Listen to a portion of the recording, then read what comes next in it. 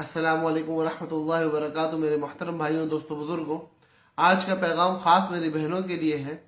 دیکھو، آج عربی کی ایک عبارت سامنے آئی، نہ قرآن ہے نہ حدیث ہے، لیکن حقیقت اور سچ پر مبنی ہے، حکمت کی بات ہے، اور سمجھ جائیں گے تو انشاءاللہ کامیابی کا ذریعہ بنے گی۔ یا اختہ، اے میری بہن، کلما ذاقت لباسکی ذاقت قبرکی و کفا۔ اے میری بہن، جب جب تیرا لباس تنگ ہوتا رہے گا تب تب تیری قبر تنگ ہوتی رہے گی، اور اتنی بات تیری نصیحت کے لیے کافی ہے۔ اب اس ایک جملے کے اندر ہماری بہنوں کو جس مقصد کی طرف ابھار کے بلایا گیا ہے وہ مقصد بہت بڑا ہے۔ ہم لوگ یہ بات نہیں سمجھ رہے کہ ہمارا لباس تنگ ہونا، ہمارے کپڑوں کا چھوٹا ہونا اور معاملات کا ہمارے کپڑوں اور لباس کے حوالے سے خراب ہونا ہمیں آخرت میں کتنا نقصان دے سکتا ہے۔ آج ہم لوگ اپنی شلواروں کو، ٹراؤزروں کو، ٹائٹس وغیرہ کو دیکھیں اور اس کے اندر دیکھیں کہ عورتوں کے لباس میں کتنا بڑا فرق آ چکا ہے، اور وہ فرق ان کے جسم کو کس حد تک ظاہر کر رہا ہے۔ شرٹس کا اونچا ہوتے چلے جانا اور اونچے ہوتے ہوتے اب اس میں سے اعضاء کا واضح طور پہ نظر آنا، کپڑے کا باریک ہونا، کپڑے کا چست ہونا، جہنم کی طرف لے کے جا رہے ہیں۔ ہماری بہنوں کو آخرت میں کامیابی سے روکنے والی ایک بہت بڑی وجہ ہمارے لباس کا خراب ہونا ہے۔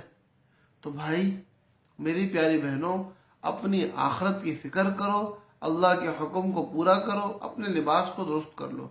کچھ نہیں پتا موت کب آ جائے، 2 دن کا بچہ، 2 سال کا بچہ، 20 سال کا لڑکا اور 80 سال کا بوڑھا، موت سب کو ایک ساتھ آتی ہے۔ جب آتی ہے تو بتا کے نہیں آتی، آنے سے 5 منٹ، 5 دن، 5 ہفتے پہلے بھی پتہ نہیں چلتا کہ موت آنے والی تیاری کرنی ہے۔ اور اللہ کی قسم، ہمارے دنیا میں وجود کا مقصد اللہ کو راضی کرنا ہے۔ اگر ہم اس دنیا سے اللہ کو راضی کر کے چلے گئے، جب ساری دنیا ہم سے ناراض ہو، ہم کامیاب ہیں۔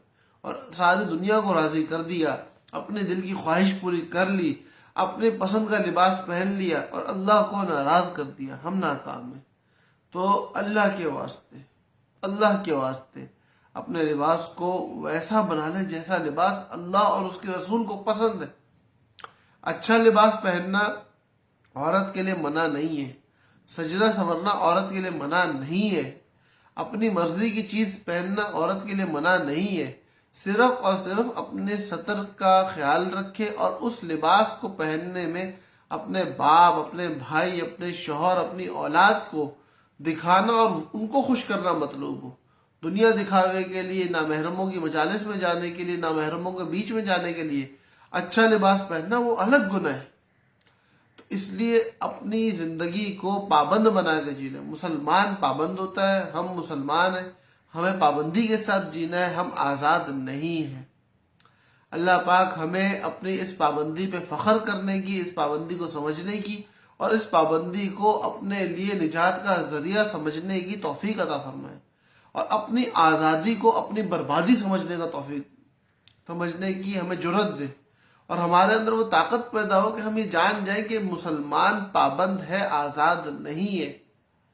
اللہ پاک ہم سب کی اصلاح فرمائے، مردوں کی بھی اصلاح فرمائے، عورتوں کی بھی اصلاح فرمائے۔